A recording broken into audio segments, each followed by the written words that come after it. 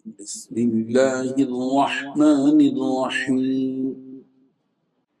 السلام علیکم ورحمۃ اللہ وبرکاتہ۔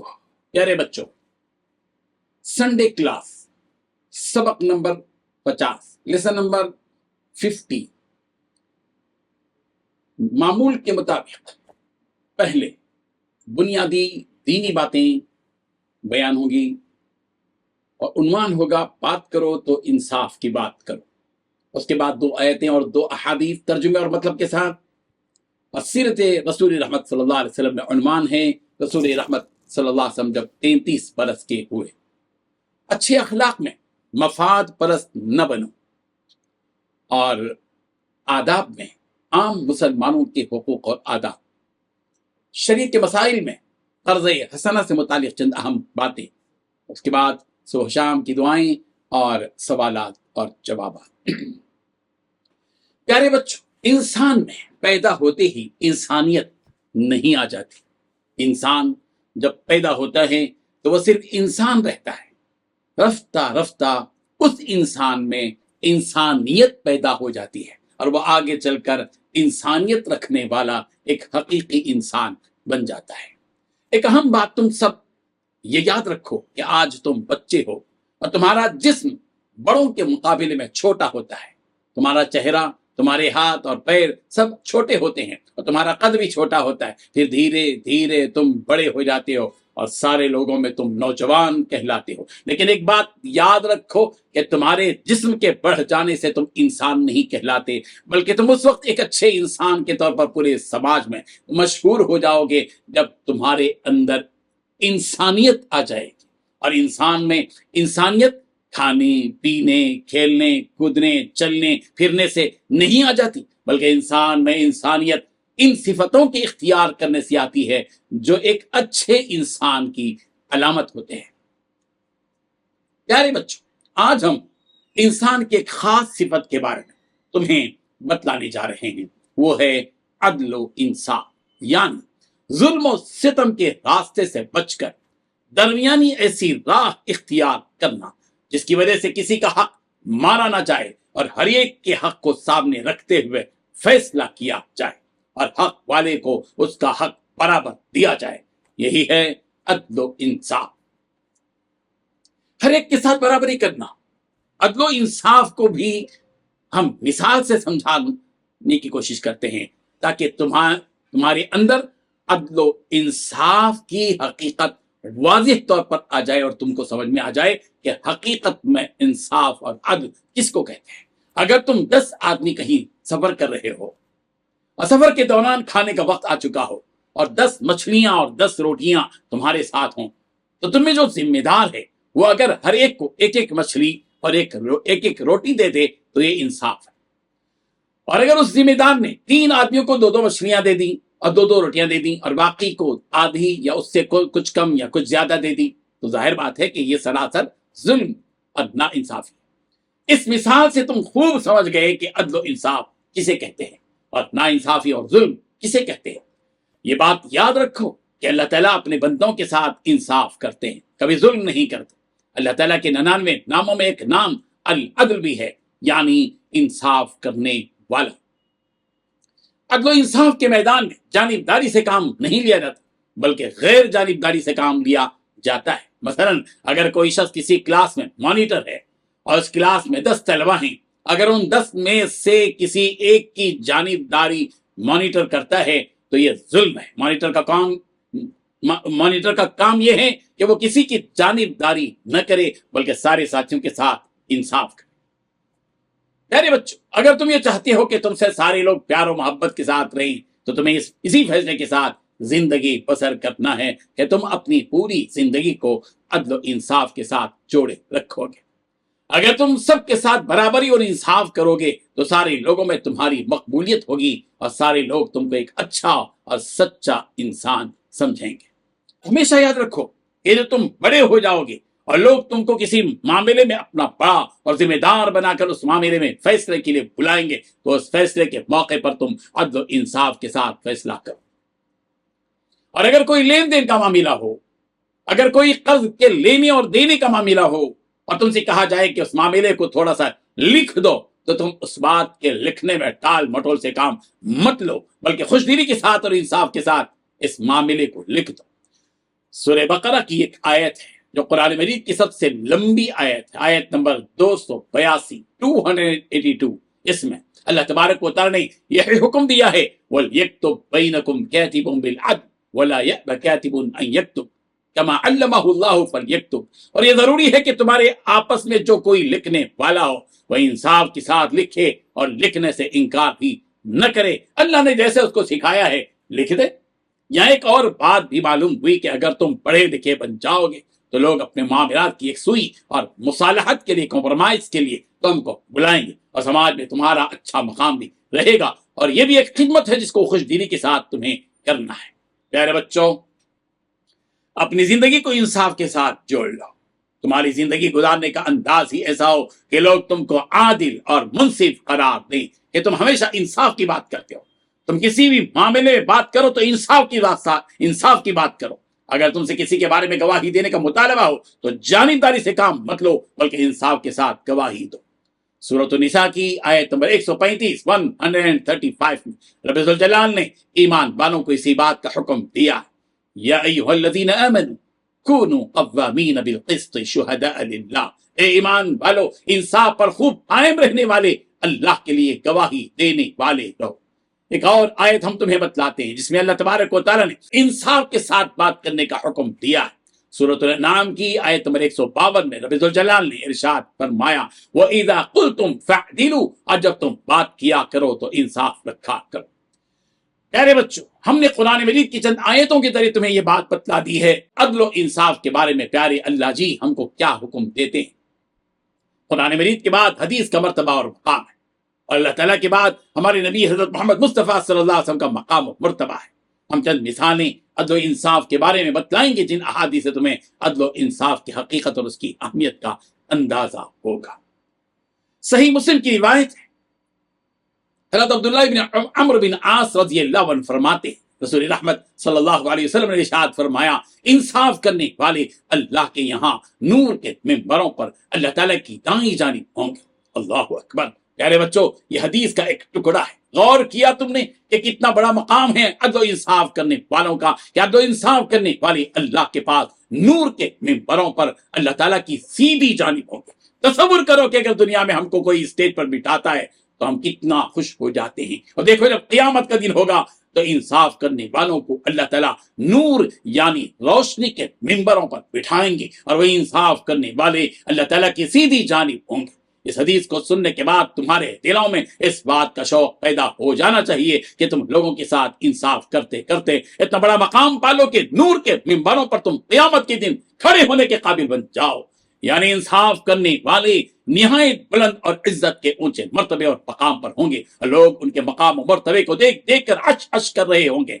गौर करो, या दुनिया में आदमी किसी बड़े आदमी के साथ बैठा होता है तो वह खुश हो जाता है, कि किसी बड़े आलिम या किसी बड़े बुजुर्ग के करीब बैठा हो तो बहुत खुश हो जाता है। इस हदीस पर गौर करो कि जो लोग दुनिया में इंसाफ करते हैं वह क़यामत के दिन अल्लाह ताला के करीब होंगे और वो भी अल्लाह ताला की सीधी जानिब होंगे। इसलिए प्यारे बच्चों, सिर्फ बड़ा बनना कमाल नहीं बल्कि इंसाफ करते हुए बड़े बनना कमाल है। तुम भी अपने अंदर इंसाफ करने वाला ये कमाल पैदा करो। दीनी बुनियादी बातों के बाद आज हम 2 आयतें और 2 हदीसें तुम्हारे सामने मामूल के मुताबिक रखेंगे। और पहली 2 आयतें हैं, और में पहली आयत है सूरत तहरीम की और आयत नंबर 6। रब जुल जलाल ने इरशाद फरमाया, क़ू अनफुसकुम व अहलीकुम नारा, अपने आप को और अपने घर वालों को उस आग से बचाओ।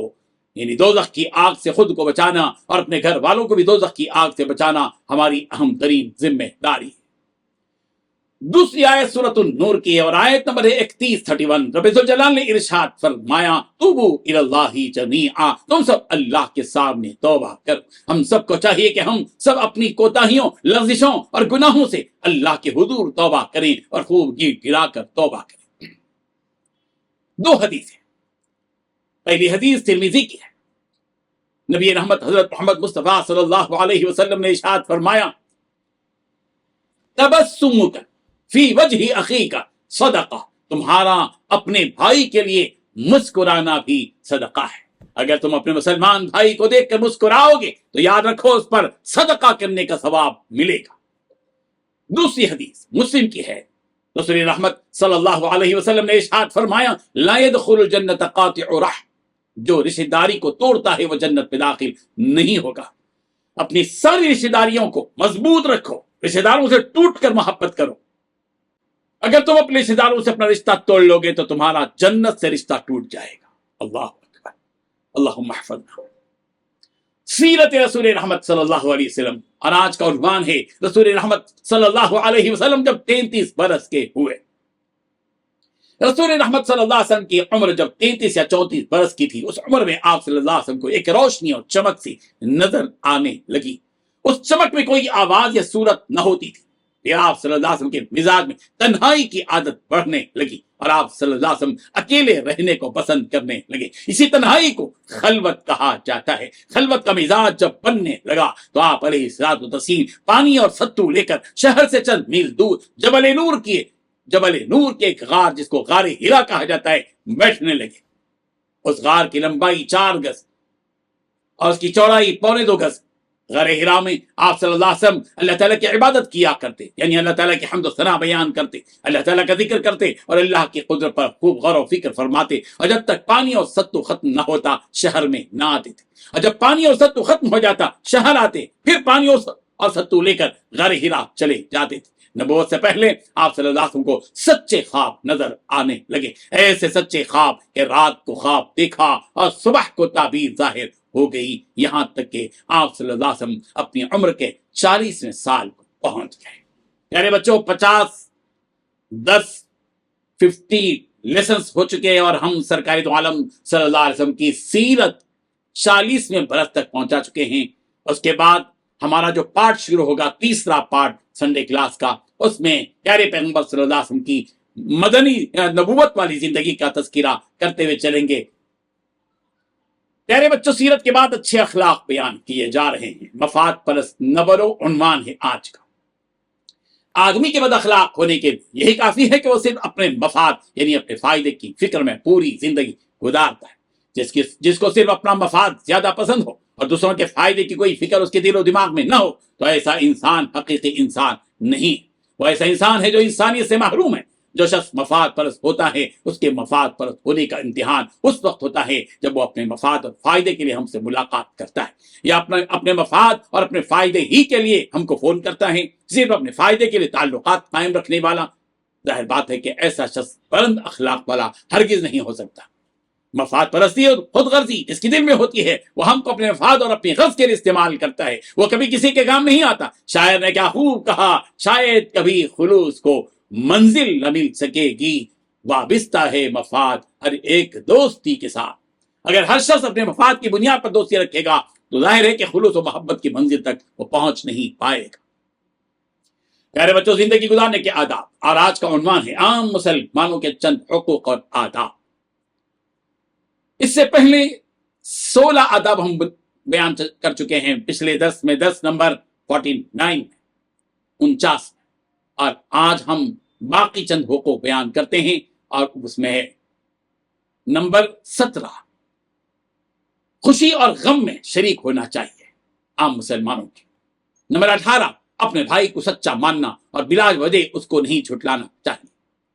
نمبر 19 عیبوں کی پردہ پوشی کرنا چاہیے. نمبر 20 کسی مسلمان کی عیب جوئی نہیں کرنا چاہیے. نمبر 21 کسی کو حقیر نہیں سمجھنا چاہیے. نمبر 22 قطع تعلق نہیں کرنا چاہیے. نمبر 23 حسد، غیبت اور بغض سے بچنا چاہیے. نمبر 24 چغل خوری سے بچنا چاہیے. نمبر 25 مسلمانوں کے مقابل ہتھیار استعمال نہیں کرنا چاہیے.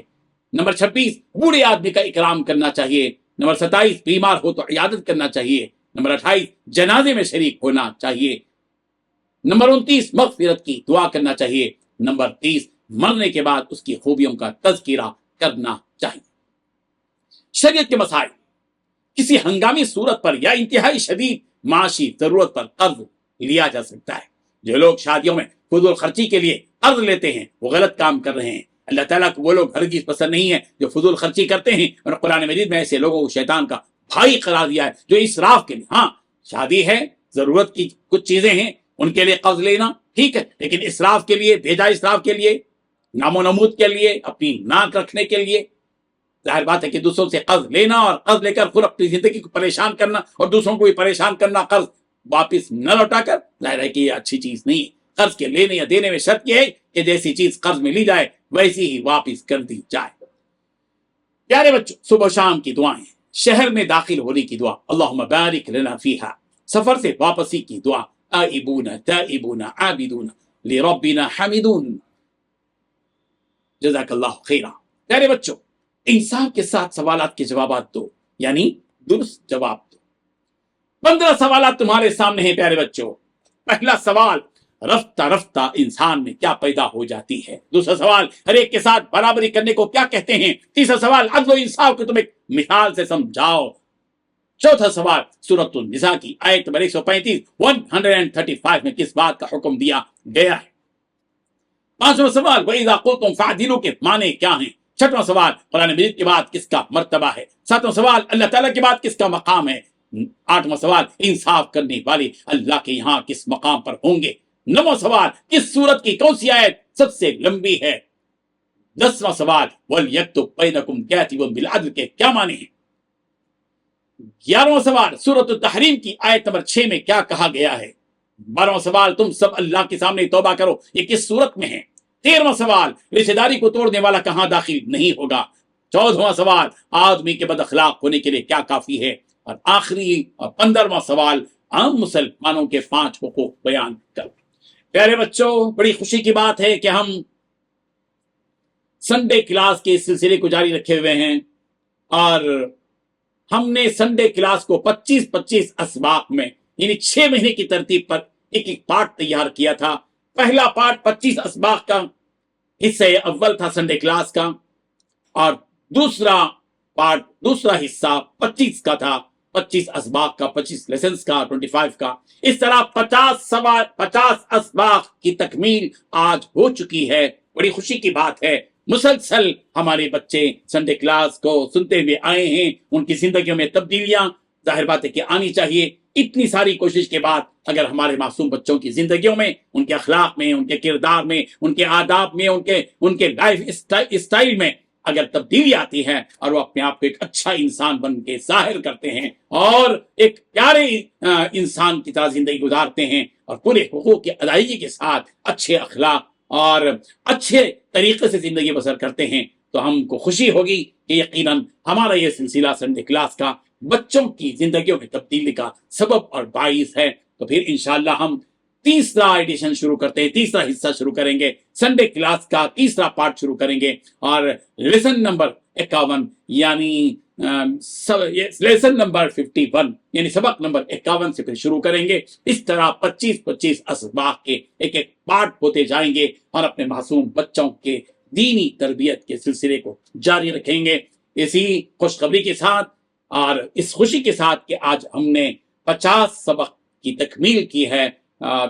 ہم آپ سے جدا ہوتے ہیں، اپنے بچوں سے، اور امید کرتے ہیں کہ اس سلسلے کو جاری رکھیں گے اور آگے بھی آتے رہیں گے، اور دعا کرتے رہیں کہ اللہ تبارک و تعالی ہماری ان کوششوں کو مقبولیت عطا فرمائے، قبولیت عطا فرمائے، اس کو نفع کا اور بچوں کی، معصوم بچوں کی تربیت کا ذریعہ بنا دے۔ وآخر دعوانا ان الحمد للہ رب العالمین۔ اسی کے ساتھ اللہ حافظ، جزاک اللہ خیرا، السلام علیکم ورحمۃ اللہ وبرکاتہ۔